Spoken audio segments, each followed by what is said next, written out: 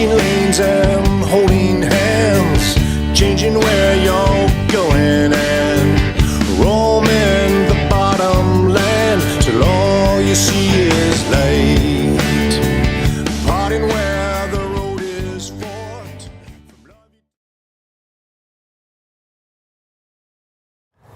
Welcome back to the Porch Sessions here in Hattiesburg, Mississippi, and we are on yet another porch-like area here.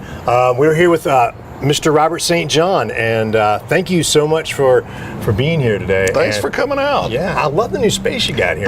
Thank you. We're at this is the patio at Branch, which is a nice little space right outside the cocktail bar. I really don't even feel like I'm in right off of Hardy Street, which is great. That was the plan. That was the plan. You did a great job. We obviously succeeded there. You did great with it. So you're a Renaissance man. Well, I don't know about that. I would know. You should take that as a compliment, because I mean, as I was reading about you and as I've gotten to know more about you, I'm just impressed with everything you do. I mean, you've got the restaurants, you've got the column, you're an author, you're a chef. Mm-hmm. You're a, so what was your inspiration? I mean, how long have you been in Hattiesburg? And well, I grew up here. I actually grew up about 4 blocks that way. This is my old neighborhood. I'm still in my old neighborhood, and I currently live about 6 blocks that way. So walk to work.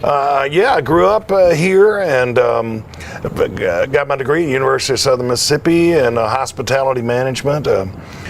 Opened Purple Parrot Café in 1987, and I've been rolling ever since. That's great. Well, I have spent many an hour in your restaurants, and so I know that we really appreciate it here in the community, and thank you so much for doing it. I know that this show is generally about music, but this is our first sort of expansion into culture, the Southern culture, and what you can't really separate music and food when you talk about the South. You know, I agree with that. Yeah, so it's like, and so I kind of wanted to talk a little bit about like what does being Southern mean to you with your food and with your restaurants and kind of your concept behind it. It's a Southern food, if we're specifically talking about food, is a special thing because people talk about Southern food and we're so regional here, and they say barbecue is regional, like wine, and that North Carolina vinegar-based barbecue is going to be different than what they do in Memphis, which is dry ribs and it's pork, and in Texas it's beef, and that's regional, but also the food's regional, and it's not only a kind of Creole Cajun thing, but all throughout the South. I think this is the way I'll put it. I think there are a lot more people in Oregon talking about the food in the South than there are people in the South talking about food in Oregon. And I love Oregon. It's nothing against Oregon. Yeah, but Southern food is a thing, and in the culture, I think we've gotten a bad rap over the years. Some of it was earned for a long time, but I think we're way out of that as far as I'm concerned. And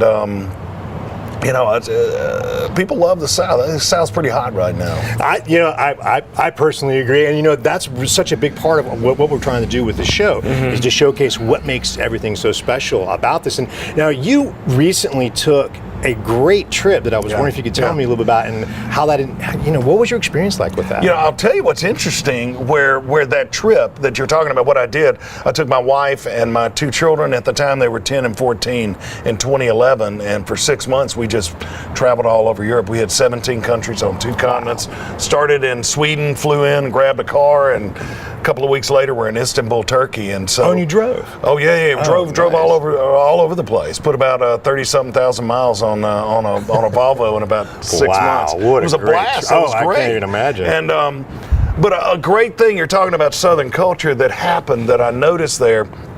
We spent 10 weeks in Italy. I was working on a book with a guy I collaborate with named Wyatt Waters, a watercolor artist, really my best friend. And we were working on this book over there, and we were in Tuscany. And our friend and our host there in Tuscany, a lady named Anna Gloria, who lives in a little town called Tavernelle, which is halfway between Florence and Siena, in the heart of Tuscany, took us out one night to, it was like a bed and breakfast, basically, in the middle of nowhere.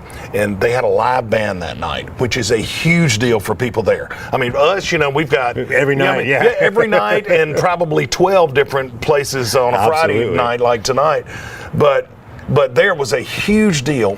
And so we went out, and she had friends coming from Milan who were on their way to Elba on a vacation, and so all this group of about 20 people were getting together in the Italian countryside. And I'll tell you, you have not lived until you've heard a British cover band sing American rock and roll in Italian.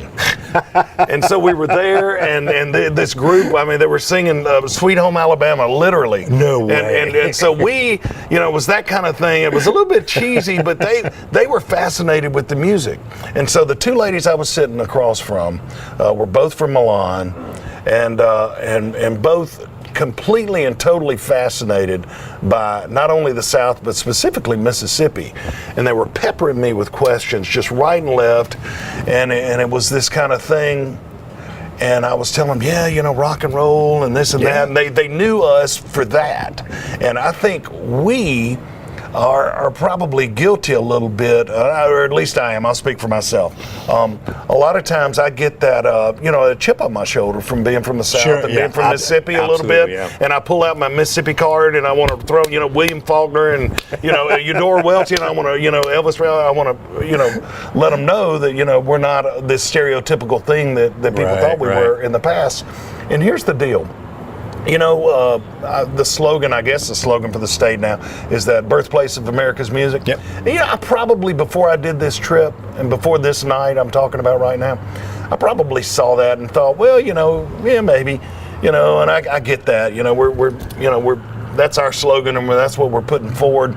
But as I was talking to these ladies, they were saying, well, tell us about Hattiesburg and, tell us about Hattiesburg and what it's about. And I said, well, actually, Hattiesburg is, we got the siren. I love it. It's great. No, that's fine. I didn't know you were live, there. man. Yes. So I grew up about 60 miles due north of the Gulf of Mexico.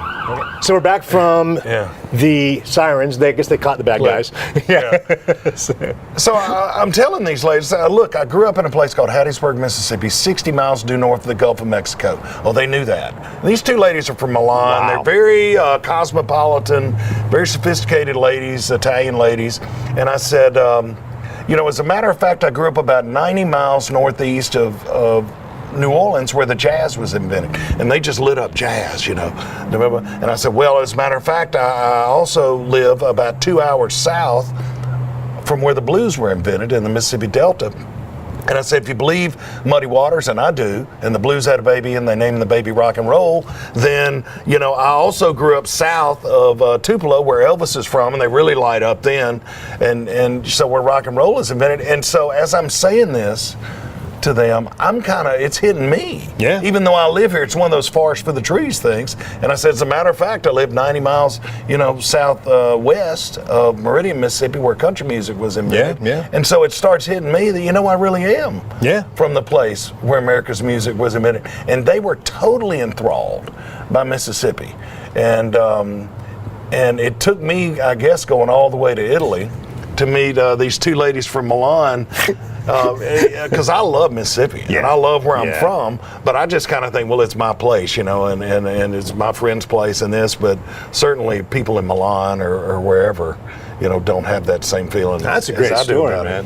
It's true. That's a really, really great story. And so you just published your 9th cookbook, correct? Yeah. And it's I think we have a copy right here, the Italian Palette. And is this all part of your trip that you did? Yeah, we spent 10 weeks in Italy, and we covered from the southernmost tip of Sicily to the Alps. And my buddy Wyatt Waters, a watercolor artist, joined us for those 10 weeks. And over the course of that period, he finished 128 watercolors. I mean, he worked his tail off. And he would paint all over Italy in towns and museums and just over the countryside and the shorelines, and I ate. I mean, this is what I did. I was pretty good at my job, as you can see. I would go into little small trattorias and cook with ladies and the people in the kitchen. And wow. I would go in people's homes and cook with them and learn authentic Italian. Man, that is such an incredible. And next time you go, if you need anybody to come along, I'm available. All right, let's go. Well, man, I really can't thank you so much for everything everything you do for the community, and thank you for being here and bringing such great food to Hattiesburg. And if you guys are ever in Hattiesburg, Mississippi, this is a must stop over to any of your restaurants. And I thank you for your time. Oh, thanks. Yeah, and if there's everything you need, let us know. So Robert St. John here on the Porch Sessions in Hattiesburg, Mississippi.